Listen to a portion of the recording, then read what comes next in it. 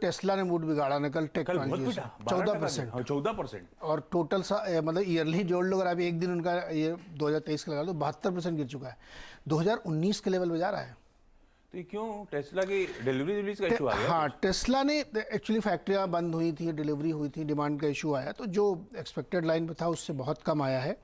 तो delivery production दोनों गिरा है इसलिए स्टॉक में करेक्शन है। दूसरा एक तो ये है कि जब से इन्होंने ट्विटर खरीदा है ना उसके बाद से अच्छे से वहां से निकल रही है अच्छे से अच्छा बेच कर खरीदा भाई, इसको बेच आप ट्विटर को फाइंड कर रहे थे।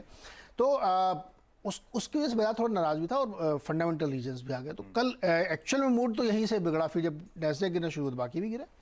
तो 14% ये एप्पल भी गिरा है 4%। वो $2 ट्रिलियन के नीचे मार्केट कैप। हाँ, वो मार्केट कैप आने वाले देखिए सीरियस इश्यूज हैं। वहां पे भी डिमांड आउटलुक बिल्कुल खराब हो चुका है एप्पल में भी। तो उसकी वजह से आईटी की गिरावट रुक नहीं रही। सिर्फ चिंता की बात ये रुक ही नहीं रही, वो भयानक तरीके से स्टॉक गिर रहे हैं। तो उसके करेक्शन से बाकी में आए लेकिन केवल इतना ही नहीं था कि खाली आईटी नहीं सबका मूड बिगाड़ा। दरअसल ग्लोबल पीएमआई भी आया कल, मैन्युफैक्चरिंग का पीएमआई वो 48 आया, गिर के आया, जो इंडिकेट कर रहा है कि पूरी दुनिया में दिक्कतें हैं।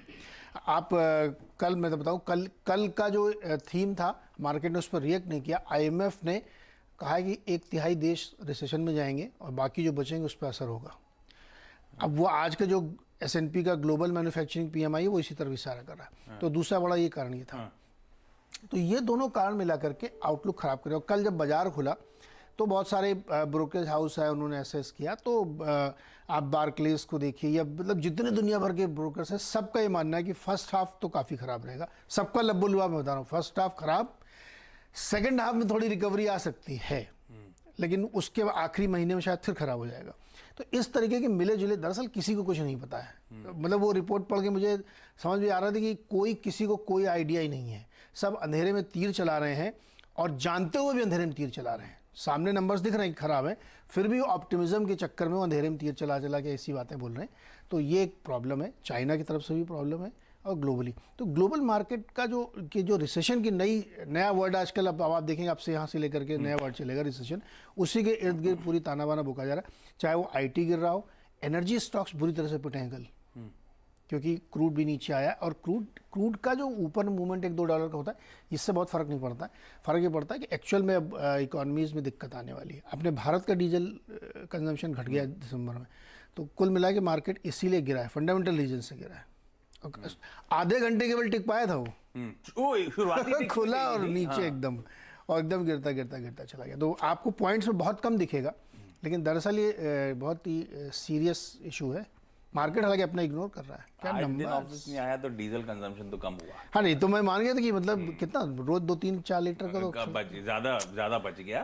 तो वो कंजम्पशन इसलिए गिरा। और दूसरा पावर स्टॉक इसलिए गिर रहा होगा शायद कि महाराष्ट्र में 3 स्टेट गवर्नमेंट के आर्म्स जो है स्ट्राइक पे चल रहे हैं। इवेंट कैलेंडर पे आऊंगा तब। तो पिक्चर बिगड़ी हुई है, रिसेशन बज़वर्ड है, उसको लेकर कल के प्रेशर पे आप हेडलाइंस भी ऐसी देखेंगे, चाइना को लेकर कंसर्न्स, ग्लोबल ग्रोथ को लेकर कंसर्न्स, इसलिए मार्केट गिर गए।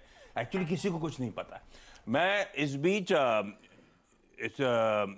लास्ट ईयर के एंड में जाते जाते वो सारी ब्रोकरेजेस की रिपोर्ट्स आई थी आउटलुक 2023 को लेकर, वो सबका पहला पन्ना पढ़ रहा था क्योंकि वही इंटरेस्टिंग होता है।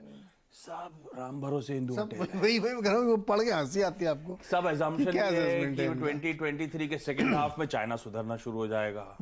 सबका assumption ये है कि यूएस में वो रिसेशन अवॉइड कर लेंगे। कोई रैशनल नहीं दे रहा ना, पर रिसेशन अवॉइड हो जाएगा। उसके पीछे उन्होंने अपने उल तर्क दिए। किसी को 2023 पिक्चर क्लियर नहीं। और सबका ये मानना है, ये बात होगी भी सच, कि मार्केट्स ने डिस्काउंट कर रखा है 2023 की वरीज 2022 में, हमारे नहीं बाकी सारे। तो सब उम्मीद ये कर रहे हैं इक्विटी शायद चल जाएगा लेकिन इफ्स एंड बट्स बने रहेंगे। गेस्टिमेट देखिए पाइवट हो जाएगा, ऐसा दबाव बना रहे हैं वो फेड के ऊपर। पिक्चर थोड़ी सी हेजी है, पिक्चर थोड़ी सी दिक्कत भरी है, क्लैरिटी नहीं है। और उस भी जिस तरह के वोलेटाइल ट्रेड्स, कहां फ्यूचर्स ऊपर, कहां एक्चुअल सेशन में एक दबाव बनता हुआ, ऐसे में मार्केट्स को अप्रोच कैसे करना चाहिए उस पर बातचीत कर ली जाए। वीरू, कल सेकेंड हाफ में इंट्राडे में बढ़िया रिकवरी, नेट कह लें जो 2023 के पहले 2 सेशंस थे हमने पॉजिटिव गेन्स ईक आउट कर दिए। कंसोलिडेशन हो रहा है लेकिन पॉजिटिव बायसनेस के साथ ही। ऐसे में डेटा पॉइंट्स कितने सपोर्टिव, आज मामला थोड़ा सा लड़खड़ाएगा, कल जो हमने डिस्काउंट किया था वैसा कुछ हुआ नहीं, तो अप्रोच क्या रहेगा मार्केट्स को लेकर?